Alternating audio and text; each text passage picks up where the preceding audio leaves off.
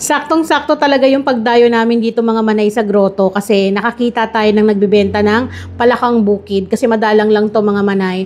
At dito nga pinakita pa ni Kuya kung paano linisin yung ating nabili. So sa mga hindi kumakain ito, pasintabi na lamang po, isa tong pagkain na malinis po yan kasi yan po ay sa bukid nga po nakikita, hindi po ito yung pakalat-kalat sa lansangan o nasa kanal. So malinis po ito at mas masarap pa talaga sa manok. Kaya naman napabili tayo ng higit 1 kilo at eto nga talaga namang excited na akong lutuin. Eto na mga manay, tapos ko nang linisan tong palakang bukid na ating nabili. At talaga namang linis na linis to mga manay. At excited na akong lutuin to para maiba naman kasi nakasanayan namin ay pritong palakang bukid. Masarap to kasi kapag prito. Pero ngayon, iibahin natin yung luto para matry naman natin. Kasi maraming nag-comment doon sa post ko na marami pala tong pwedeng gawing luto. Merong tinola, may kinamatisan, sinabawan, basta marami pa. So, itry muna natin yung adobo sa gata na maraming sili. Siyempre, pasintabi muna dun sa mga hindi kumakain ito dahil hindi naman lahat kumakain ng mga exotic na gaya ng ganitong pagkain. So, ang ginawa ko dyan mga manay ay tinanggalan ko talaga ng laman loob lahat. Pati yung taba niya na, yan yung dilaw-dilaw na mataba talaga. So, tinanggal ko para talagang malinis na malinis. At ang ganda kasi malaman. Then, kinat ko siya sa 2. Kasi malaki to. So, ang pangit naman kapag isang buo. At gusto ko mapakain yung mga anak ko kasi yung pinipritong ganito, kami lang ang kumakain matanda. Yung mga anak ko hindi. Kasi nung nagprito kami nito, hindi ko kinat. So, ayaw nila kasi alam nilang palaka. So, ito, hinati ko siya sa ganito. Hiniwa ko sa 2 para naman, yun nga, matry natin yung panibagong idea na naman na luto. Sana masarap, pero alam ko masarap kasi yung prito pa nga lang mas masarap pa siya sa manok as in. Sa mga hindi nakapag-try, pero hindi naman maarte at gustong matikman nyo to. Bali dito, magpainit na tayo ng ating pan. Tapos, gagamit ako ng chicken oil. Pwede rin naman ng normal na mantika. Dahil meron tayong chicken oil, yun ang ating gamitin. Ayan, mainit-init na. Pagsasabayin ko ng igisa yung bawang at luya. Palabasin natin ang aroma ng 2 na yan.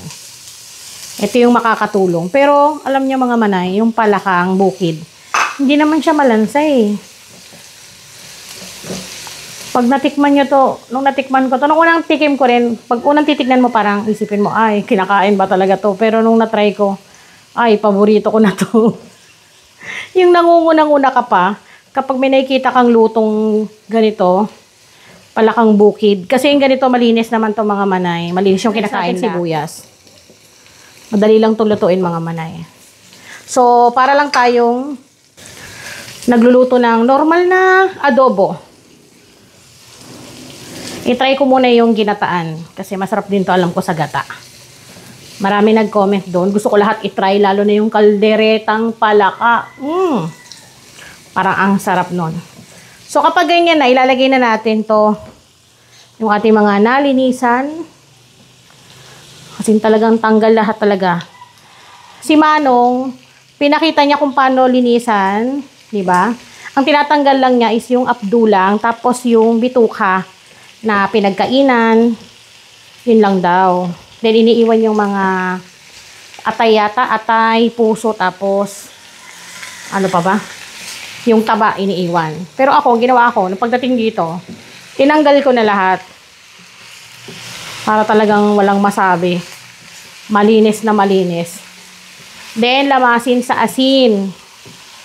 Diba, pag natanggalan nyo na ng laman loob, lamasin nyo po sa asin para matanggal yung kanyang dulas-dulas. Isang kutsay natin. Lalagay din ako ng paminta.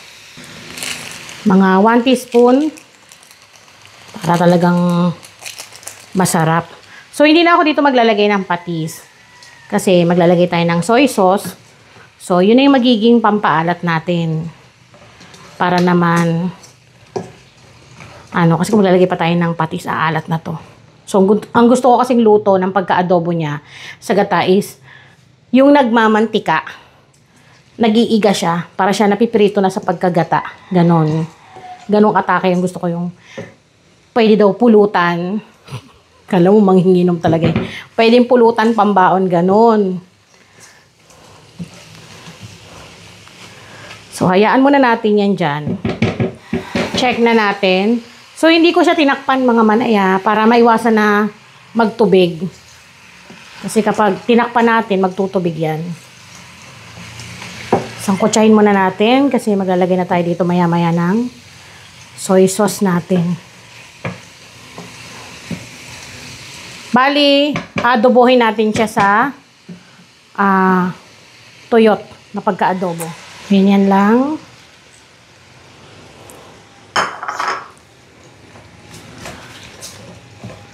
Sangkutsahin muna natin.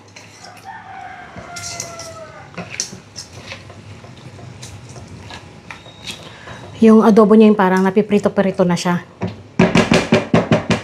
Maya na tayo maglalagay ng suka. Takpan muna natin. Then, makalipas ang ilang minuto na paghihintay, haluin muna natin. Maglagay tayo ng laurel. Hindi mabubuo ang salitang adobo kapag walang laurel. Yan. Ang bilis lumambot oh. Bango. Haluin ko lang muna kasi maglalagay na tayo ng suka. Kaso nga lang kailangan yung halo mo rito dahan-dahan kasi mabilis siyang lumambot. Lalagyan na natin yung suka para tanggal lansa din. Suka natin. Pag nilagay ang suka, wag nang hahaluin. Hindi ko na siya tatakpan. Ayan. Para daw hindi mahilaw ang suka. Sundin natin yung mga lola natin. Ganun yung payo nila lagi. Hayaan lang kumulo ng kumulo hanggang sa maigayan. Then hahalu-haluin natin. Paminsan-minsan, syempre. Syempre, ang pampagana, maglalagay tayo ng sili. Bahala na kayo kung gusto nyo lagyan. Pwedeng wag or mas mainam lagyan ninyo. Masarap kasi talaga kapag may palo ng anghang. Lagyan natin yan. Sangkaterba. Para unang kagat. Kanin agad lahat ang kakainin. Hindi masarap kasi kapag manghang to. Yan. 4 kagad. At maglagay tayo ng ayaw nila. Gusto naman ng iba. Konting aji na moto. Onti lang. Yan. Tapos haluin na natin. Dahil kumikibit-kubit na to. Naglalapot na yung kanyang sarsa.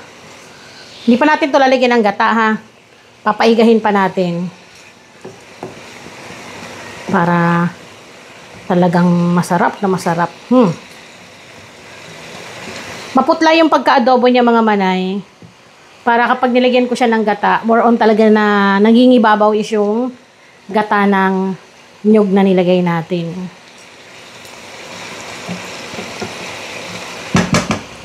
Ayan. Then, wag na rin tatakpan. Mix na ulit natin.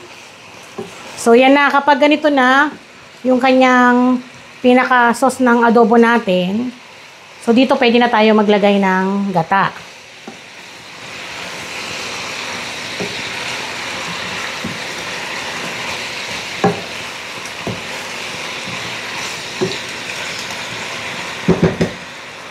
Maglagay kayo ng gata na mga 1 cup. Purong gata to mga manay ha. Walang halong tubig to. Purong gata.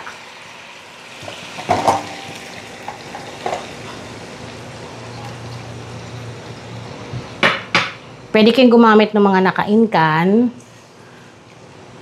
Naka-sachet, pwede yun. Kayo na bahalang dumiskarte. Or kung ayaw nyo na may gata, huwag nyo lagyan. Adobohin nyo lang. Then, papakulan natin yan ng papakulan hanggang sa magmantika naman siya. Hinaan ng apoy para maluto ng dahan-dahan. Halu-haluin din po mga manay. Pero dahan-dahan ng paghalo.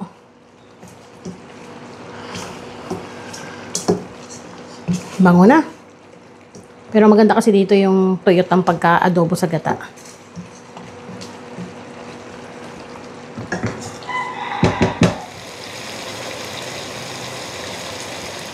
So, eto na mga manay. Kita nyo yan. Ganito yung gusto natin, yung para siyang nagtututong. Huwag rin yan siyang lalagyan ng asin ha. Para sa akin lang. Yung soy sauce kasi na nilagay natin, saktong-sakto na yun. Timpla nito is pwede siyang papakin, pwedeng ulamin, ganon. Ganon yung timpla niya. Pero, kung maalat kayong magtimpla, dagdagan nyo pa ng asin. Pero sa akin, hindi na. Yung mga ganitong ulam, mga manay. Bihira lang kami makakita rito ng, dalagang bukid. Kaya kapag meron, bumili ka kagad. Ang kilo nito ay 350. Linis na yun ha, linis na. Natanggalan na ng balat. Pero yung laman loob nandun pa. Ikaw na lang maglinis, magtanggal. Maraming sili.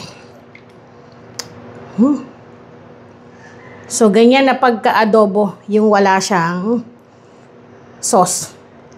Nagmamantika sa pagkagata. Ayan, eto na mga manay. Sino excited dyan?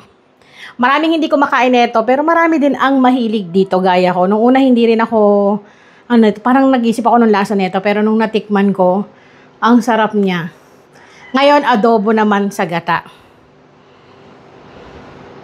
Mabilis lang siyang maluto kasi malambot. Ang lasa niya, mas masarap pa siya sa para sa akin sa manok pero iba-iba tayo ng panlasa.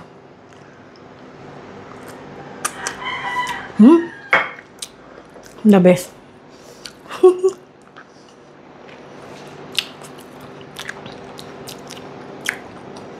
Linis ng buto Manalong panalo. Ang ganitong timpla, pwede talaga pambaon, pang-ulam, pampulutan. Basta masarap. Try ninyo. Minsan gusto ko naman i-try is yung kaldereta. Tsaka yung mga niligay nyo sa comment section ng mga iba-ibang luto. I-try ko yun kapag nakabili pa ulit ako ng ganito. So, ayan mga manay. Sana po ay magustuhan ninyo kasi approve para sa akin tong timpla na to na adobo sa gata tapos maanghang. Basta, halo-halo yung lasa niya. Manamis-namis dahil sa gata. Yung palo ng anghang tapos balance yung pagka-timpla ng adobo na may palo ng konting asim mula sa suka ay the best. So muli, ako po ang inyong madiscarding nanay. Maraming salamat sa inyong panonood. Kaya naman, gusto mong try ate? Ang sarap. Dito ka. Noong una, ayaw nila. Nag-iisip sila ngayon. Oo nga, masarap nga. Hindi kaya. Init. Kuha ka ng maliit. To. Ayan. Okay. Diba? Sarap? Nagustuhan niya. So, ayan, hanggang dito na lang po. Tara, kain po tayo.